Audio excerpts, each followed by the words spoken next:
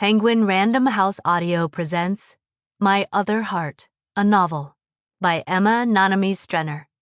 Read for you by Joy Osmanski. For Maya.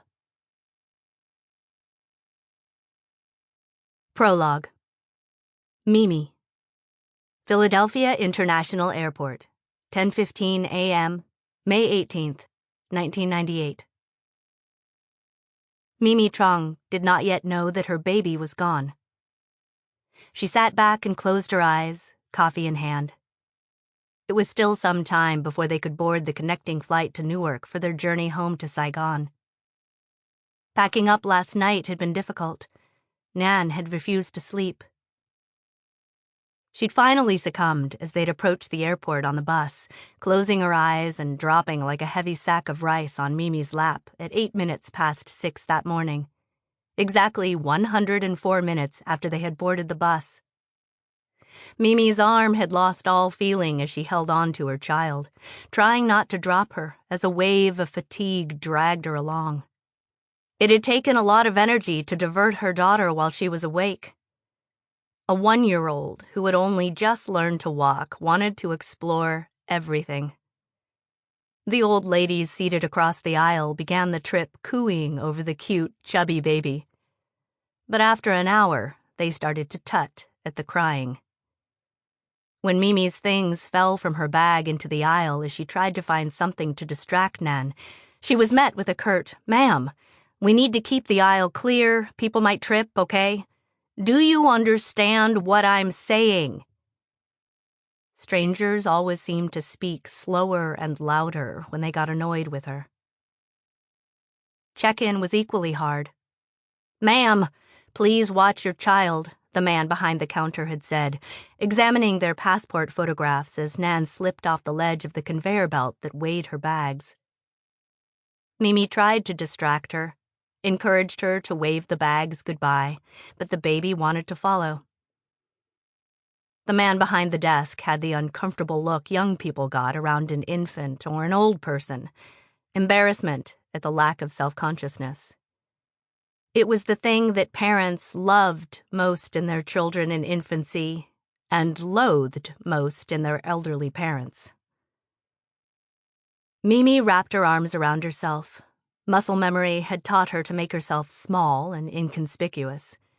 The smell of weak American coffee floated up from the styrofoam cup in her hand. She would never get used to this.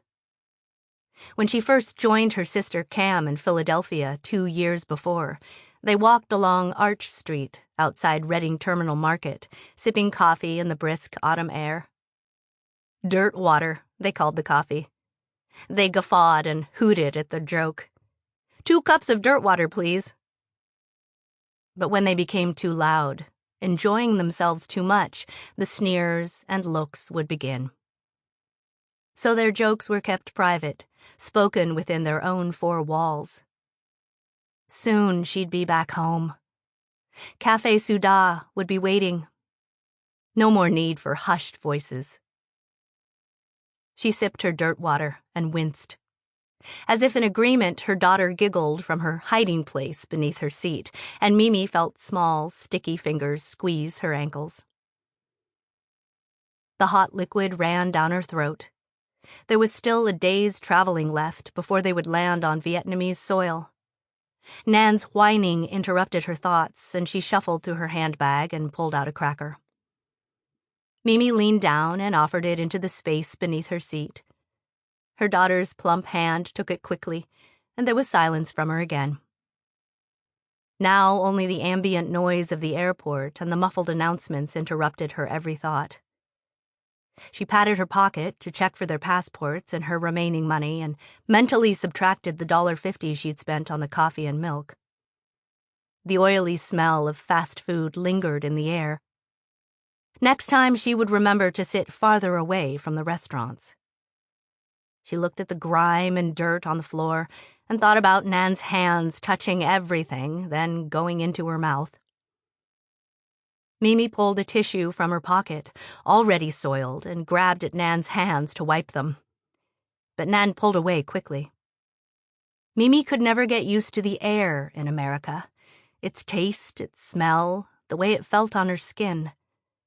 The cold was in her bones all the time, and the food gave her constipation, or the opposite.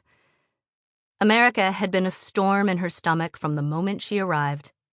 She had never found peace. The shouting and the cursing she could tolerate, she rarely understood what was being said anyway.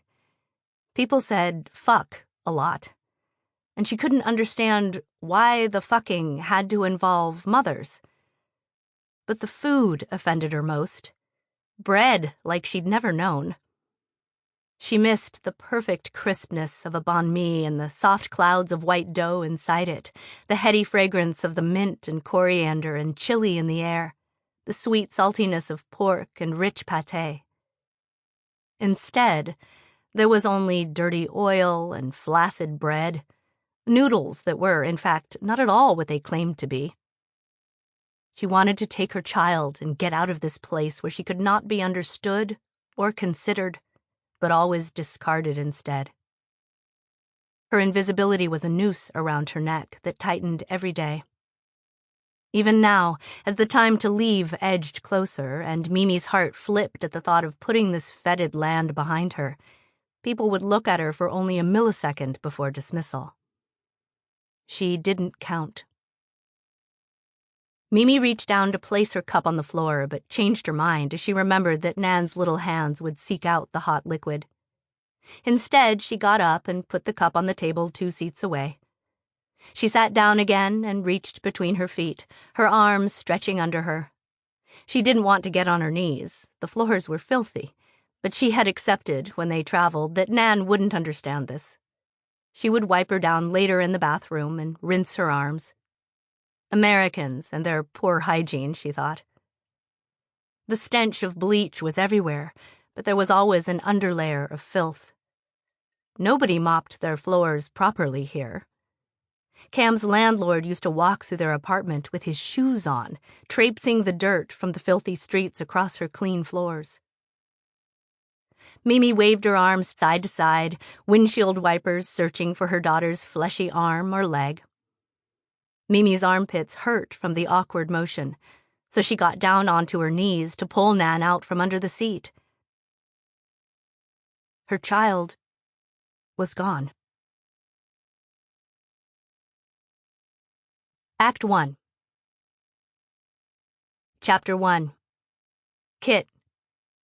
Philadelphia, April 2015. "So, where are you from?" the Uber driver asked. The cloying scent from the black ice air freshener sat in the back of Kit's throat. She could see the hairs coming out of his ears. She glanced at her watch. "Here, I'm from Philly," she replied. Kit Herzog knew what he really wanted to know. He looked at her in the rearview mirror. Their eyes met, then he set his gaze back on the road. There was another odor beneath the freshener, dirty hair or skin. She kept her hands on her lap, not wanting to touch any of the surfaces. A new song started to play on the radio. "You know this tune?" She nodded. Teardrops by Womack and Womack. Her mother played it in the kitchen sometimes. She started to see signs for Roxborough. Not far to go now. "Great song," he hummed. She would be late for Sabrina, but at least Sabrina's mother would be out. Mrs. Chen worked a Saturday job, and Sabrina was always at home alone. "So, hon, are you from Philly? You look, I don't know, like there's something else in there. Like, where are you from, you know?" Kit was asked this almost every time she met an adult outside of her family circle. Mr. Fisher, the new history teacher, got straight to the point at the beginning of the semester.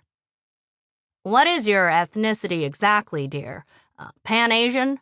Is it? Hawaiian? South American?" He had a habit of putting her on the spot, and she dreaded his class. Her skin bristled at the thought that the ambiguity of her complexion and eye shape should become an open invitation for questioning. Cece Daly, with her long legs, platinum blonde hair, and cheerleading squad accolades, would never be asked to explain her origins. Dad. Sample complete. Ready to continue?